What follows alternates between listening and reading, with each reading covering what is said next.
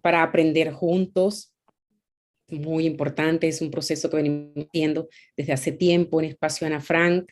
Hoy, en el marco de la conmemoración anual en Memoria por las víctimas del Holocausto, nos acompañan para la reflexión dos personas muy importantes: el embajador de Suiza en Venezuela, a quien damos la más cordial bienvenida, señor Georg Sprecher, bienvenido.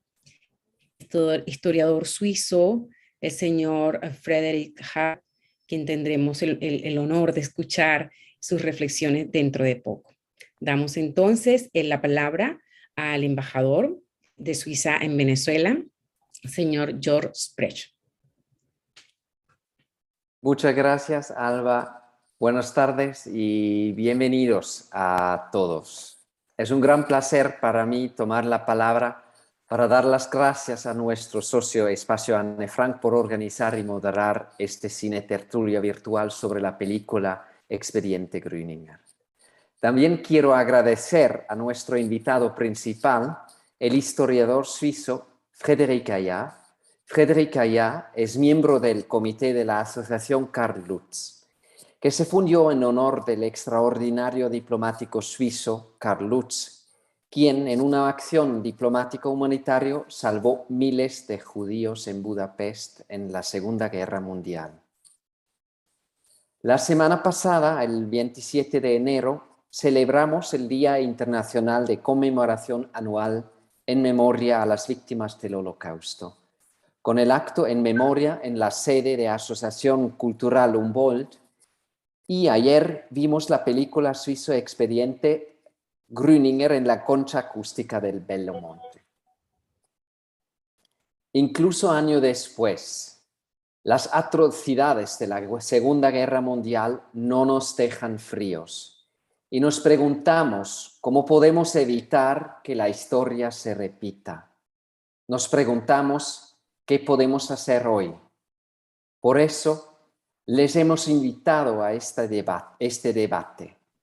Antes de pasar la palabra al rondón para la moderación, me gustaría dar alguna información sobre el papel quiero dar alguna información para el público que no está tan familiarizado con el papel de Suiza en este tiempo. Se podría pensar que Suiza no participó en la guerra y que por su neutralidad tiene derecho a ser excluida de la historia mundial. Esta era precisamente la forma de pensar que predominaba en Suiza, hasta que la presión externa causó un enfrentamiento con el pasado. En efecto, el debate sobre el oro nazi llevó a la creación de una comisión dirigida por el historiador Jean-François Bergier para investigar a fondo nuestro propio pasado. Después de años de evitarlo, Suiza tuvo que enfrentarse dolorosamente a su pasado. En el proceso se destruyeron mitos que hasta entonces resultaban cómodos y eran aceptados. Los suizos siguen siendo escandalizados por el hecho de que una cantidad de oro valorada en 1.600 millones de francos suizos, incluyendo el oro de las víctimas del Holocausto, hayan pasado de Alemania a Suiza en esa época. Hoy se puede decir que no se trata de un asunto blanco o negro. Suiza hizo muchas cosas bien y muchas cosas mal durante la Segunda Guerra Mundial. Y hay que tener en cuenta el contexto. Suiza estaba completamente rodeada por las potencias de eje en este momento. Un corte total de las importaciones habría significado no solo el colapso de la producción, sino también hambre y muerte.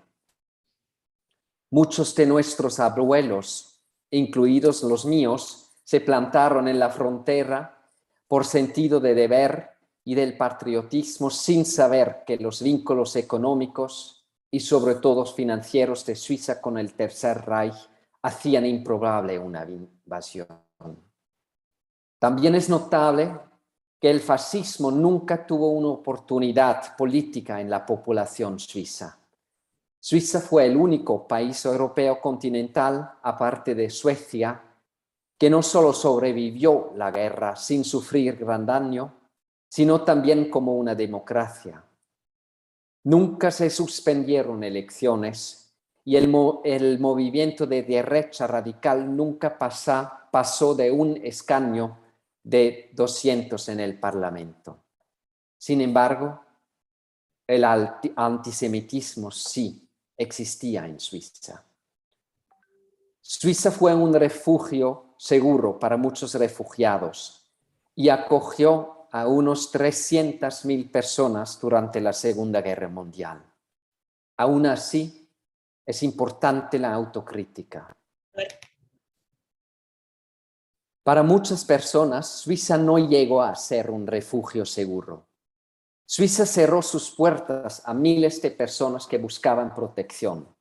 El barco está lleno, dijo el entonces consejero federal von Steiger, y esto se convirtió en un triste lema que resumía la actitud de frialdad de gran parte del Estado. Aunque desde 41-42 ya se tenían ciertas noticias del Holocausto en Suiza, no relajaron la política restrictiva de asilo hacia los judíos hasta finales de 1943.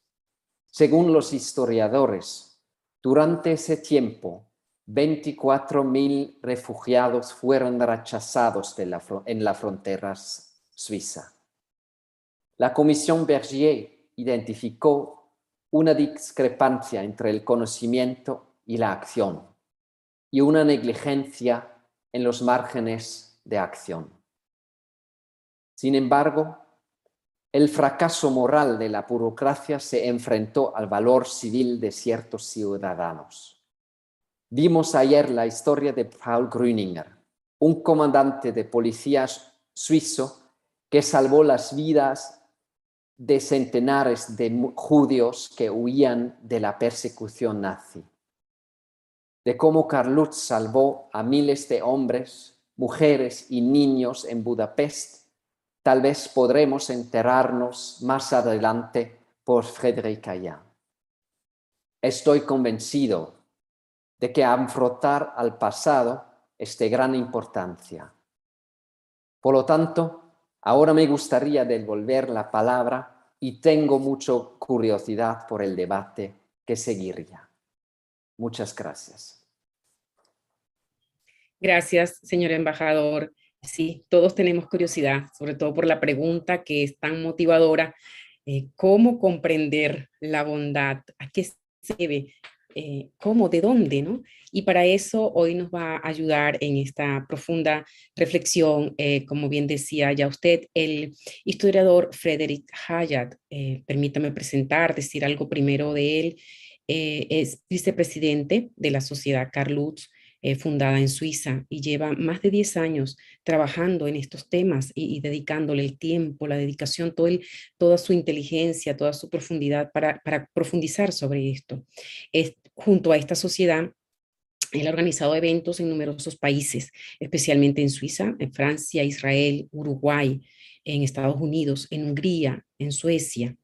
Y en el 2019 supimos que también el señor Frédéric formó a los 340 guías del Museo Estatal de Auschwitz-Birkenau en Polonia. Y también sabemos que la próxima exposición la tendrá en mayo de este mismo año, junto al Memorial de los Zapatos de Budapest, en colaboración también con la Embajada de Suiza y el Centro Conmemorativo del Holocausto en Hungría. Señor Frédéric, bienvenido a Espacio Ana Frank. Gracias por aceptar la invitación. Le recuerdo a todas las personas que en la parte de abajo, en la parte inferior de su pantalla, donde está el icono del mundo, pueden activar la traducción simultánea si así lo necesitan. Señor Frédéric, bienvenido. Thank you very much. Good afternoon, everybody. I would like to welcome all of you, especially Ambassador Sprecher, to this conference about Paul Grüninger and Karl Lutz.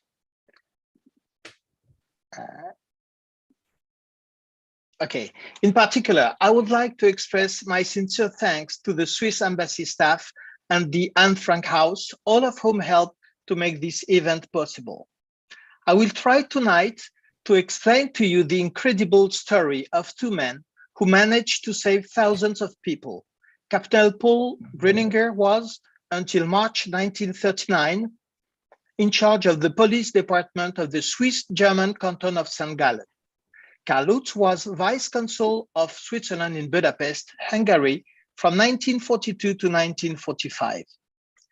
Few people know that when Europe was in a state of turmoil under the weight of Nazi barbarism, Switzerland was seen as a safe haven by tens of thousands of people who risked transport to Auschwitz. The possession of a single sheet of paper with the Swiss flag on the upper left and Karl Lutz's signature at the bottom right, called a Schutzbrief, meaning letter of protection, or an authorization from Captain Paul Grüninger to enter Switzerland, was the difference for each and every single person between life and a certain death. At a time where the majority of all other diplomats and politicians looked away, Paul Grüninger and Karl Lutz excised the word indifference from their vocabulary. I would first mention that both of them came from a Protestant family. They were both raised with humanitarian values, and they will both talk after the war about their values to say that they did the right thing. Let's start with Paul Grüninger, who was born in 1891. You see here Switzerland in Europe, and you see on the right-hand side the border between Austria and Switzerland, where Paul Grüninger organized his rescue operation. On March 12, 1938, Germany annexed Austria, and Adolf Eichmann was posted to Vienna to help organize Jewish emigration from Austria. At that time, no visa was required to move to Switzerland. Facing the massive arrival of refugees at its border, Switzerland imposed on March 28 a visa for all immigrants. At a conference of all Swiss police officers, Paul Grüninger recommended keeping the Swiss borders open, arguing that human consideration dictated that these refugees should not be left behind. But Heinrich Rothmund, who was the chief of Swiss police, did not want to let Switzerland under Jewish influence. He said, "If Germans think that Jews are useless in Germany, why should they be more useful in Switzerland?" In order not to be invaded by Jews, Switzerland asked German authorities how to identify Jews wanting to come to Switzerland. Germany suggested that the infamous letter J was stamped on Jews' passports, and this was sadly accepted by Switzerland. And from August 1938, Switzerland decided to prohibit the entry of all refugees and to expel those who had entered the country illegally. Paul Grüninger, as soon as the Jews were expelled from Austria, saw the plight of these refugees and decided to help them in organizing the infrastructure to house these people. As the situation worsened and the number of refugees who tried to illegally enter Switzerland increased, Paul Grüninger decided in summer 1938 not to send them back. Moreover, in order to legalize the refugee status, he falsified the refugees' visas so that their passport showed that they had arrived in Switzerland before August 1938, when immigration to Switzerland had been restricted. Grüninger provided false reports on the number of arrivals and status of refugees in his district and obstructed efforts to locate refugees who were known to have entered Switzerland illegally. The German authorities finally informed the Swiss authorities of Grüninger's exploits. The Swiss federal government initiated an investigation, whereupon Grüninger was dismissed by the government without notice in March 1939. He received no support from any political official nor from the Jewish organizations. In March 41, the court found him guilty of breach of duty and sentenced him to a fine. His retirement benefits were forfeited. Until his death in 1972, Paul Grüninger lived on a few jobs and had a miserable life. There were 6 attempts to rehabilitate Paul Grüninger. In 1944, the Federal Council of Switzerland rehabilitated politically Paul Grüninger, and in 1995, the judgment of 1941 was cancelled. In August 2014, at the initiative of the St. Gallen Police Department, where Paul Grüninger served, a plaque was unveiled in his memory. Paul Grüninger was honored by Yad Vashem in Jerusalem as a righteous among the nation in 1971. Let's turn now to Karl Lutz's action in Budapest. Karl Lutz was born in 1895 in a small town in the east of Switzerland, Walzenhausen, very close to St. Gallen, where Paul Grüninger served. At the age of 18, he decided to emigrate to the United States and had the opportunity to work at the Swiss legation in Washington and to study the diplomacy at the George Washington University. He will stay 20 years in the US. On January 1935, Karl Lutz was appointed to the Jaffa consulate. At that time, and it's very important, Palestine was under British mandate. During his stay in Jaffa, several events occurred which certainly helped to explain the later behavior of Karl Lutz in Budapest. First one is, as I already described, the J stamp fixed on German and Austrian passports. Karl Lutz was the only diplomat who took his pen to write to his seniors to protest against an inhuman measure. Point 2, the White Papers. In 1939, British government decided to edit a White Papers to administrate Palestine. One of the main resolutions contained in these White Papers was that no more than 75,000 Jews would be allowed to emigrate from Europe to Palestine from 1939 to 1944. This is one very important point because Lutz, when in Budapest, will be in charge of respecting the rules of these White Papers on behalf of the United Kingdom. Point 3, when the war broke out, Germany asked Switzerland to represent its diplomatic interest in Palestine. Germany remained always grateful to Lutz and Switzerland for having defended so well their interests in Palestine, and this point will come back at a later stage. In 1941, the Pearl Harbor attack by Japan forced the United States to declare war against Japan. 4 days later, Germany, Italy, and Hungary declared war on the United States. The following day, Great Britain entered the arena. In 1942, Karl Lutz arrived with his wife in Hungary. Karl Lutz was in charge of representing 12 countries, including the United States and the United Kingdom. Between 1942 and 1944, Karl Lutz managed the quota of 75,000 people allowed to emigrate to Palestine and achieved to send there 10,000 young people. He also met the chiefs of the Zionist youth organization called the Chalutzim, who were a very close-knit group of very courageous young Jewish men and women who later provided the real support to Karl Lutz throughout the tragic period. On March 1944, Germany invaded Hungary. From now on, Lutz will face the Nazis and Adolf Eichmann. All his decisions will be dictated by his conscience. The anti-Semitic laws were now raging in the country, including Yellow Star, seizures of properties, borders closure, random arrest, and so on. At this very moment, according to the White Papers, Karl Lutz has a list of 8,000 people allowed to emigrate to Palestine. This is a key point if you want to understand the rescue action of Karl Lutz in Budapest. The truth is that those 8,000 Jews will never leave Budapest before the end of the war.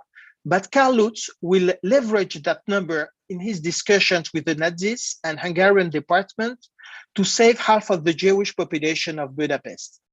Karl Lutz will use his good relations with Germans who remembered that he defended German interests in Palestine to shelter those 8,000 people. He issued letters of protection, called in German the Schutzbrief, stipulating that the holder has been authorized to emigrate to Palestine and meanwhile was under Swiss protection, preventing them to be called for forced labors or eventually deportation. As you can imagine, Karl Lutz authorized the Halutzim to edit more than 8,000 letters, but always with a numeration of 1 to 8,000. So several series of numerated from 1 to 8,000 started to circulate around Budapest, protecting more and more people. In July 1944, he also rented a modern building called the Glass House, who was renamed the Immigration Department of the Forest Interest of the Swiss Legation. The Glass House became a big factory of forged papers, and you can see on those pictures several people queuing to get the famous Schutzbrief. Karl Lutz also negotiated with the Hungarian authorities to transfer 17,000 people to 76 safe houses near the Danube. All those houses were under the diplomatic protection of Switzerland. Finally, Karl Lutz negotiated to register the 8,000 Jews onto a collective passport. This collective passport will allow the Jews to eventually cross each border. Thanks to the action of Karl Lutz and his team, more than 60,000 Jews survived the Holocaust. When Karl Lutz returned to Switzerland, the Swiss administration ordered an investigation on the action of the Swiss legation in Budapest. The judge, who fully understood and appreciated the whole situation, exonerated everybody, including Karl Lutz, of any charge and condemned the attitude of the Swiss. He continued working for the Swiss administration for 10 years and was then appointed consul in 1955 in Bregenz, Austria, very close to the Swiss border where Paul Grüninger led his action. He retired in 1961 and he died on February 12, 1975.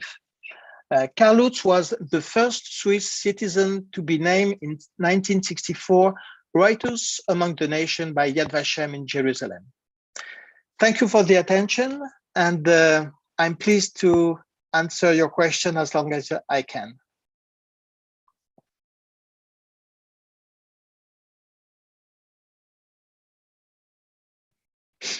Muchísimas gracias, señor Frederick. De verdad interesante estos dos personajes. Nosotros ayer, como bien decía el embajador, pudimos apreciar a través de la película la vida de Grüninger. Karl Lutz es poco lo que sabíamos. Es interesante también, ya nos están llegando algunos comentarios, pero mientras quisiera adelantar una pregunta que me viene. Usted habló de algunas formas en que el Estado suizo logró rescatar las figuras, digámoslo así, de Paul Grüninger y de Karl Lutz, pero realmente ¿cómo los rehabilitó? ¿Les quitó una pena de encima? ¿Cómo ellos lograron después de la guerra reconocer la loable labor, arriesgada labor de Grüninger y de Karl Lutz?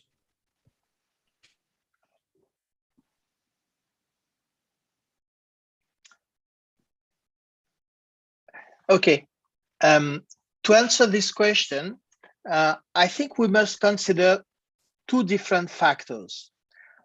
First of all, the context was different when Paul Grüninger and Karl Lutz carried their rescue action. Secondly, we always have to make a distinction between the Swiss government and the Swiss population. I think it's a very important point. In 1938, Switzerland was the closest country where Jews could find refuge. Switzerland found itself overwhelmed by refugees. Do not forget that during this period, the anti-Semitism was not the exception, but the rule. on top of their willingness not to import the Jewish culture to Switzerland, the government was also concerned about their own invasion by Germany. And the Evian conference, where everybody was supposed to find solution to rescue Jews, certainly comforted the Swiss authorities in their effort to close the border to refugees in 1938, as none of the countries wanted Jews. Perhaps if other countries, such as the United Kingdom or France, had supported and encouraged Switzerland to take in refugees, Switzerland would not have found the excuse to defend its neutrality. This certainly explains why they did not support at all the action of Paul Grüninger. In 1944, the situation was different for the Swiss authorities. First of all, it was very clear that Germany will lose the war. Then Switzerland represented the United States and the United Kingdom, certainly the future winners of the war. Lutz was repeatedly criticized by officials in Bern for the way he helped the Jews. But the real question was, who wanted in Switzerland to go to the middle of the battlefield in Budapest to replace Karl Lutz? So they let Lutz perform his rescue action, but did not officially support him. As for the Swiss population, it has always been charitable towards the fate of the Jews. The Nazi movement has never had a large audience in Switzerland. A large part of the village near the border where Grüninger was active participated in their rescue.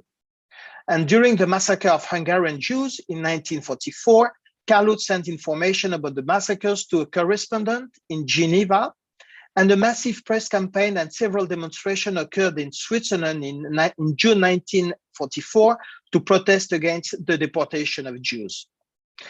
Now, to answer to your question regarding the recognition, Switzerland has always shown great difficulty in taking responsibility for its action during the war and promoting actions of which it could be proud. As already mentioned, there were 6 attempts to rehabilitate Paul Grüninger. He has finally been fully rehabilitated in 1995. And regarding Karl Lutz, very few people are aware that the Swiss legation in Hungary organized the largest rescue operation of Jews during the Second World War, saving half of the Jewish population of Budapest. The recognition of Karl Lutz came very late. He was mentioned in 2 official speeches from the Swiss president in 1957 and 1995, while he was honored by several countries, including Germany, Israel, United States. Switzerland has officially recognized the action of Karl Lutz 4 years ago, when the largest room of the Foreign Affairs Department has been named Karl Lutz in memory of the action of the Swiss legation in Budapest. And finally, I would mention that the Swiss diplomat training has included a Karl Lutz module since 2017.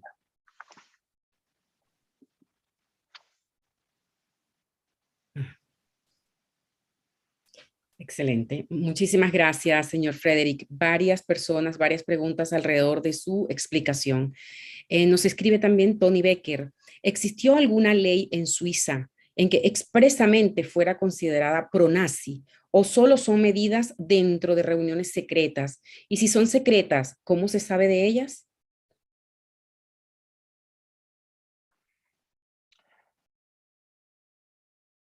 Can I have the translation of the question?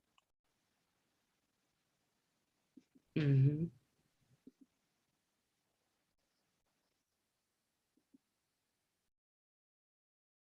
Vamos. Sí, nos escribe Tony Becker. ¿Existió alguna ley en Suiza en que expresamente fuera considerada pro-nazi o No. solo? No. No. Okay, I understand the question. Okay, thank you. No, and this is a point, I guess, if maybe Switzerland did not have the behavior it should have had, ideally, to welcome the refugees, they never took anti-Semitic law against Swiss Jews, if it was the question, and it has to be mentioned. And I will add, I talk about the J stamp on the passport of Austrian and German Jews, and Switzerland did not accept to do the reciprocity. So this means that Swiss Jews never saw a J stamp on their passport.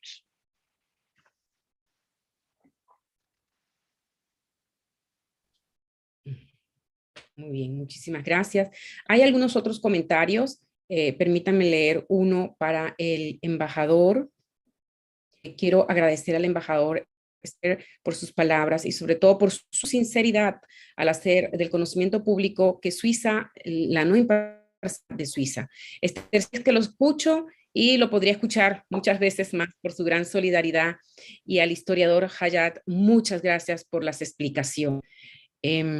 Acá hay otro comentario. Algo que me pareció muy curioso de la película es que además de la obra de Grüninger se le da importancia y protagonismo al personaje llamado Robert Frey. Se ve su drama moral por denunciar a Grüninger, sus dudas sobre devolver o ayudar a los judíos, hasta que al final termina salvando a dos jóvenes. Mi duda es, ¿el señor Frey se trata de un personaje histórico o con su caracterización busca representar el debate moral de las autoridades del país?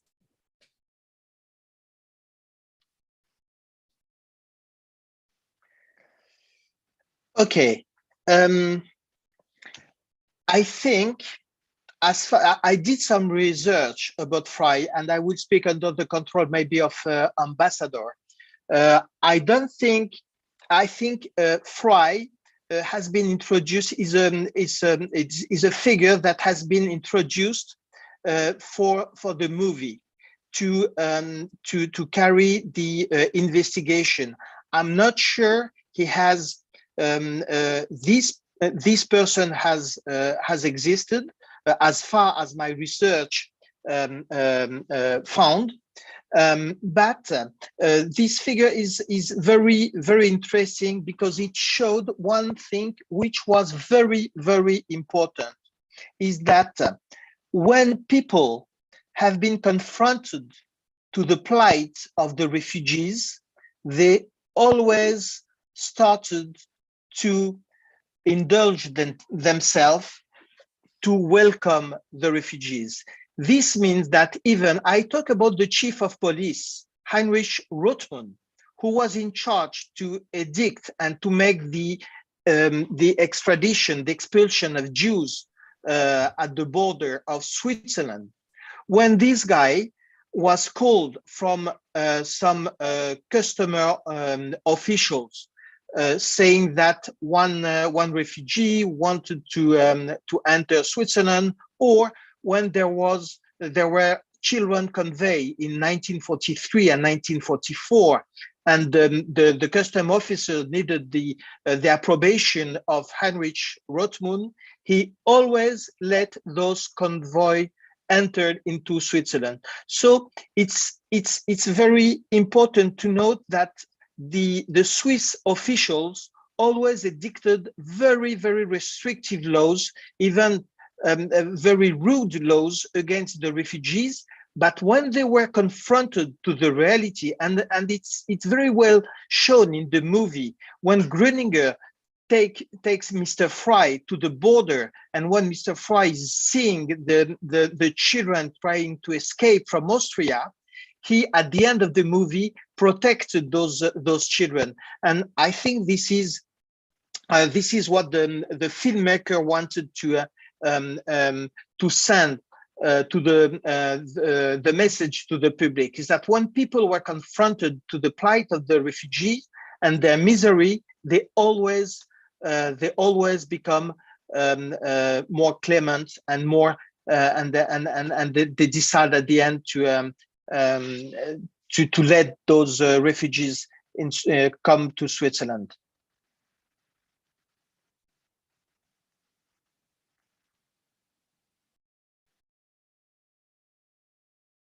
Muchísimas gracias, señor Frederick. Tenemos otros comentarios por aquí. En la película se dan escenas bien duras. Una de ellas es preferible dejarse matar por un guardia fronterizo suizo que devolverse para la Alemania del Tercer Reich.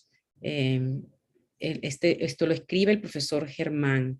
Eso fue uno de los comentarios cuando estaban llegando una familia a la frontera y, bueno, son descubiertos pasando el río sin ninguna autorización.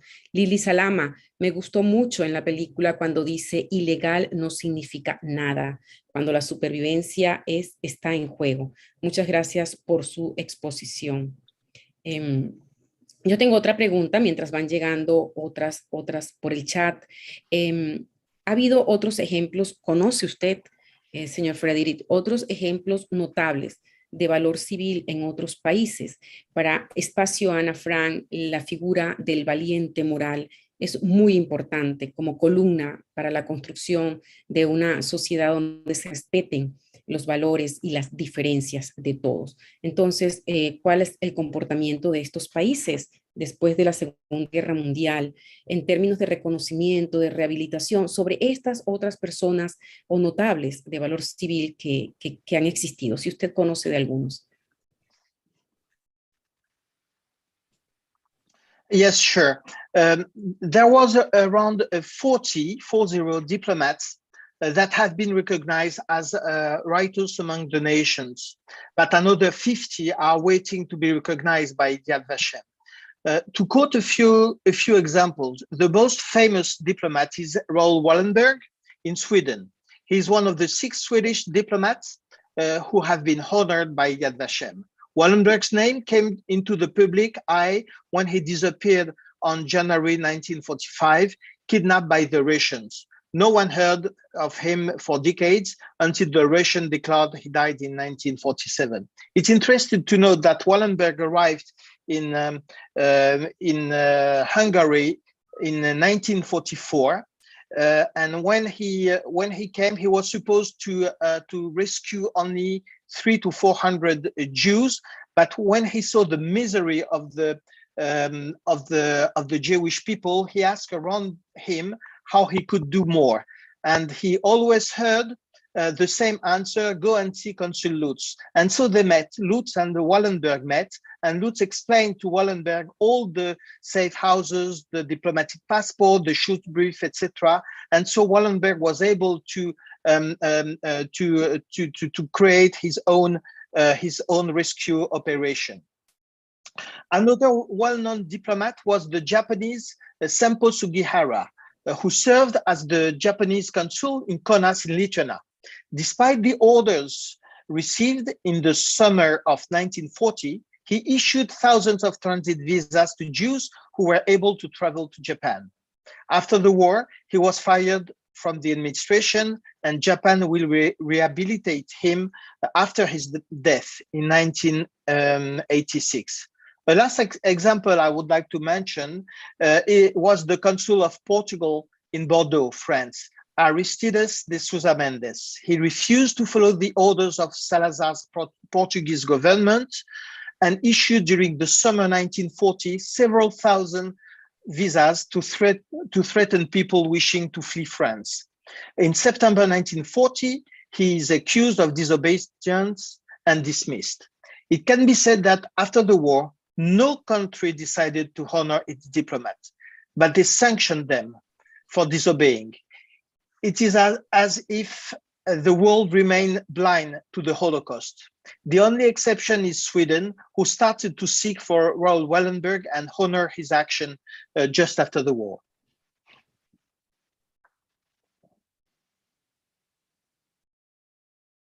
Muy bien. Tenemos otra pregunta y un comentario de Sandra Benaín. ¿Existe algún documental o película realizada sobre la vida de Karl Lutz? Su exposición muy interesante y gracias también al embajador. ¿Alguna película o documental?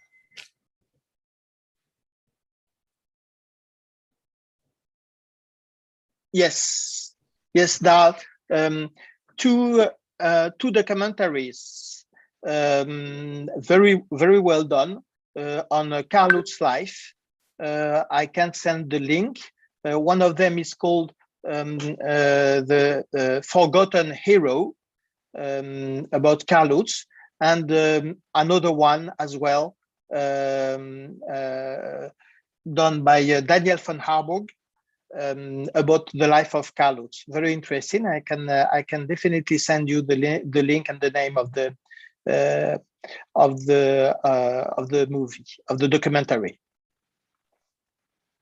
Bien, varias personas lo han preguntado, están interesados en el personaje. El año pasado también nosotros estuvimos aquí interesados con la película de Sosa Méndez, quien ya el señor Frederick nos contaba, cónsul de Portugal, el que dio también muchísimas visas. También esa película la tenemos disponible.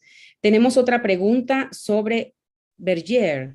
También debe reconocerse la posición de Jean-François Berger, porque su reporte causó mucho revuelo entre los suizos. Quisiera un comentario sobre ese reporte, señor Frederick, antes de pasar a los demás. Okay, can you repeat the question, please? Just the translation. Así es. Dos personas han preguntado sobre el reporte Berger. Yes. Sí, ajá. Bueno, que este reporte causó mucho revuelo entre los suizos. Entonces, alguien pide, por favor, información al respecto del reporte. Yes. Okay. The Berger report has been ordered by the Swiss government around in the 90s. So it has been done by several historians, and of course it has been controversial because the history was almost discovered. A great part of history has been discovered at that time. And what I can say is that other historians are carrying on, continuing the work of the research of the Berger report, and some other figures came out. I'm thinking to the work of Ruth Vivas Silberman with Mr. Klasfeld, who is digging into the number of refugees who has been accepted by Switzerland, and the number of refugees who has been expelled from Switzerland. And this is a work that is still carrying on, and historians try to get more archives. They are searching in German, Swiss, French archives to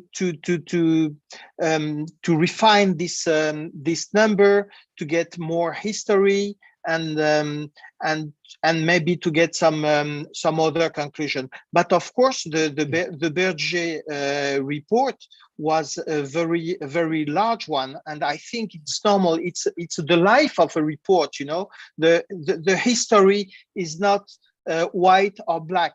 You have archive, you have testimony, and it's normal that the Berger report now, after 20 years, has been questioned because other archive came up, other testimonies, and so it's normal that this report is now being challenged on the site of new testimony and new archive being discovered. Muchísimas gracias. Tenemos otros comentarios. Uno de los detalles muy importantes, dice Sandra Benain Katz, de la película de Grüninger, es la complicidad del pueblo completo en ayudar. Si la policía y los dirigentes ayudaban, eso en cierto sentido daba fortaleza a los demás. De hecho, ayer en la película lo contemplamos. Hay Hay una pregunta que se repite, yo creo que ya el señor Frederick al principio de su charla lo comentó, pero ya vuelve de nuevo, así que la reformulo. ¿Por qué pasó tanto tiempo para que el gobierno suizo pudiera resarcir el daño y anular la condena al capitán Grüninger?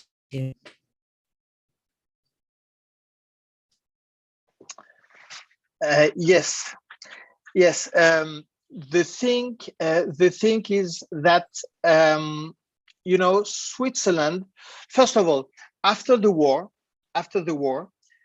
Switzerland had a lot of diplomatic work, still representing different countries. All the countries tried to reconstruct them, and they wanted to pass to you know, to a new world. There was the what we call the Cold War, and Switzerland didn't pay attention to what happened in terms of individuality, in terms of what Karl Lutz did, or what Paul Grüninger, who was already forgotten in 1945, he has been dismissed in 1939, so it was 6 years later, and for Karl Lutz, and he was very depressed. Karl Lutz was very depressed when he came back from Budapest, because no one was interested by his story, but what he did by the rescue operation. Okay, he did his work, so he was not sanctioned, he has not been fired. The government asked him to carry on his duty. He was sent to other destination, but they were not interested. They were not interested, and Switzerland started to look at their past very late. I think one of the other reasons is that Switzerland did not suffer itself within their own border. They didn't suffer of the war. They didn't get concentration camp. They didn't they didn't suffer like other countries could have suffered, like Poland or France or any other countries. So this is why I think it might be a reason. There might be some other why Switzerland just did this introspective work very late, until the 90s. And once they have started to do this introspective work, they looked at the figures of Paul Grüninger and Karl Lutz.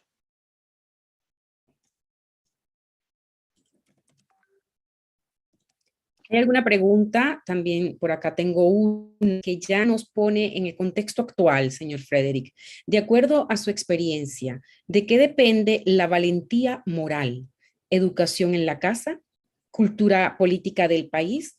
¿O es una actitud que se toma en un momento dado sin una explicación sociológica, sino circunstancial? Esa pregunta nos la hace Lily Blanc.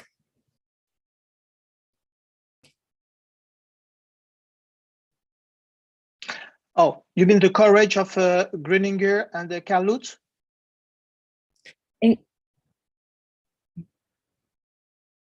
Creo que es una pregunta más abierta a nuestro mundo actual.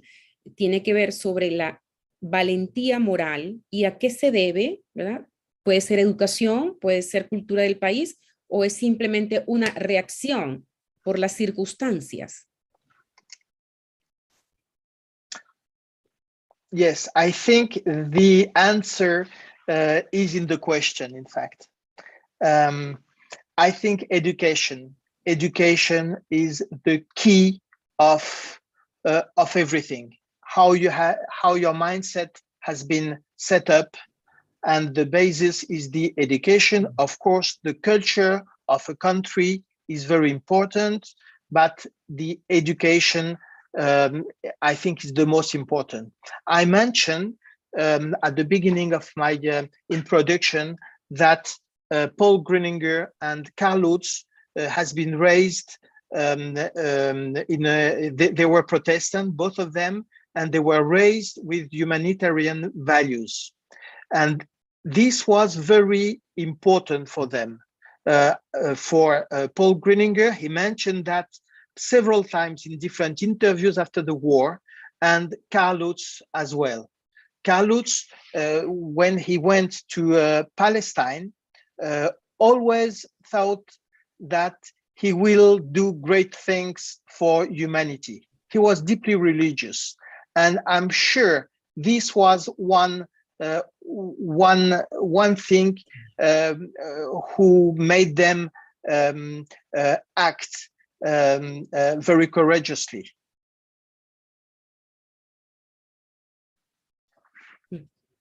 Qué bueno. Esto me hace pensar en unas figuras relativamente nuevas. Son denunciantes, alertadores, que se llaman así. En inglés, me disculpa mi inglés, es algo así como los whistleblowers, que hoy en día son como una versión moderna de estas personas que alertan, denuncian. Hay algunas también colectivos en comunicación social que conocemos y tienen esta tarea de denunciar corrupción, procesos destructivos, etc. Podemos considerar estos nuevos grupos que están surgiendo y a estos colectivos como valientes morales, una expresión moderna de lo que fue Paul Grüninger y Karl Lutz. Yes, this is a very interesting question. Since World War II, the world has changed and is now equipped with different international institutions like the United Nations, the International Criminal Court, or the Council of Europe, and thousands of NGOs. Social network and the speed of propagating the information play a large role in making important events known.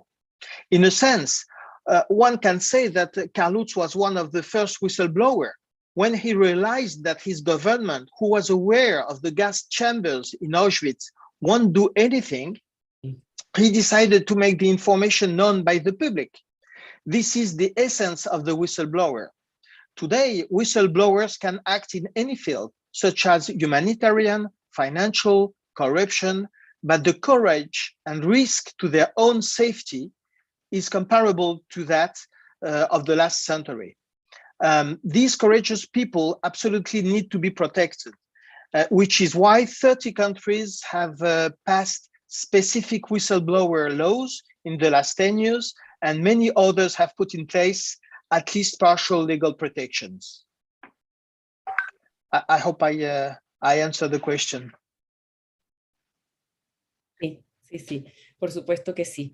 Bueno, por ahora todos los comentarios últimos que nos están llegando son de agradecimiento. Señor Frederick, encantados de haberlo escuchado, de aprender tanto con usted, con su experiencia, con la sociedad que lleva en Suiza. Esperamos siga haciendo muchísimo bien, muchísimo trabajo. Tony pide abrir el micrófono. No sé si alguien quiere ya decir un último comentario para cerrar.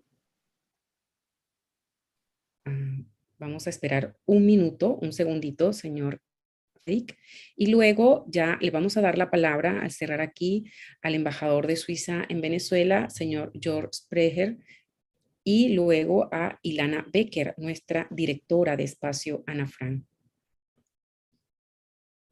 Bien, creo que no hay por ahora ningún comentario. Frederick, muchísimas gracias. Hemos aprendido muchísimo. Gracias de verdad. En nombre de Espacio Ana Frank. It was my pleasure to come and speak to all of you. Thank you. Bien, escuchamos entonces al embajador Georg Sprecher, embajador de Suiza en Venezuela.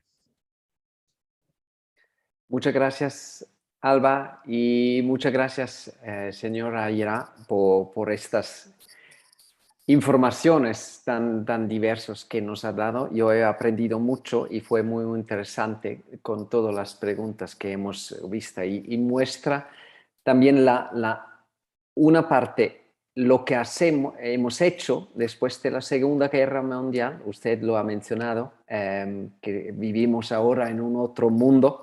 Tenemos las instituciones multilaterales, la ONU, el Tribunal Internacional y el Consejo de Europa y muchos más que nos ayudan en este proceso.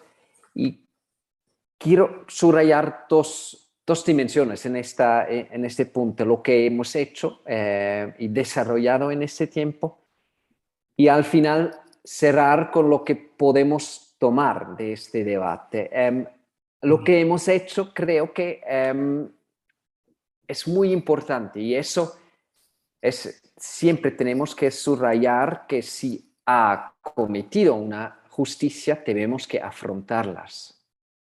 Y en este sentido, el esfuerzo de la República Federal de Alemania de reconciliación con las injusticias cometidas durante la Segunda Guerra Mundial no tiene comparación. Debido a eso, Alemania sí es un ejemplo, un modelo para todo el mundo cuando se trata de asumir el pasado y promover también los derechos humanos. La comunidad internacional ha desarrollado algunos instrumentos para tratar más el pasado, para instrumentos para reconciliación. A veces se llama justicia transicional o tratamiento del pasado, en inglés dealing with the past. Y esos son instrumentos que aplicamos en conflictos actuales también para dar justicia.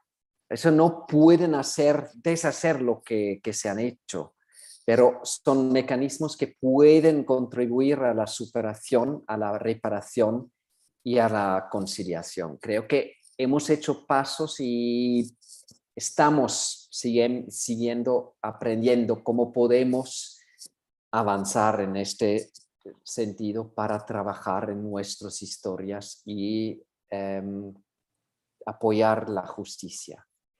El otro punto, y con esto quiero cerrar, es qué podemos tomar nosotros de los ejemplos. Creo que hemos hablado sobre qué pueden ser la raíz, porque actúa como han hecho, educación, cultura, los valores humanitarios. Creo que la versión o la pregunta o la respuesta a esta pregunta no es fácil.